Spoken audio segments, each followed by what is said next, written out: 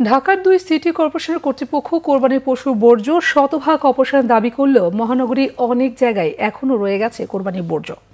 মিরপুর 11 নম্বর উত্তরা সহ ঢাকা উত্তর সিটি কর্পোরেশনের বিভিন্ন এলাকায় ময়লার স্তূপ পড়ে আছে সড়কে ও সড়কের পাশে।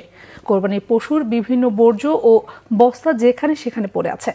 এলাকাবাসীরা বলছেন, গতরাতে বর্জ্য এখন পর্যন্ত পরিষ্কার করেনি সিটি কর্পোরেশনের পরিচ্ছন্নতা কর্মীরা। এছাড়া ময়লার ব্যাগ ও ব্লিচিং পাউডার না পাওয়ার অভিযোগ করেছেন অনেকেই। রাস্তা থেকে ময়লা আবর্জনা পরিষ্কার না করায় এলাকায় গন্ধ ছড়াচ্ছে বলেও অভিযোগ করেছেন এলাকাবাসী।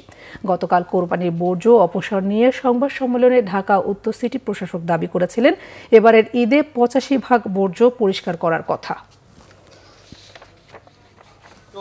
ওরাই রাখছে, রাখার পরে এটা এখন তো দেখলাম মাত্র রয়ে গেছে।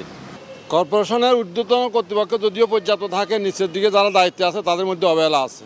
ময়লাগুলো এখন দূরে নেয় নেই, দুর্গন্ধ ছড়াইতেছে। এই যে আমরা দোকানদারি করতেছি, আমরা গন্ধ আমাদের নাকে লাগতেছে।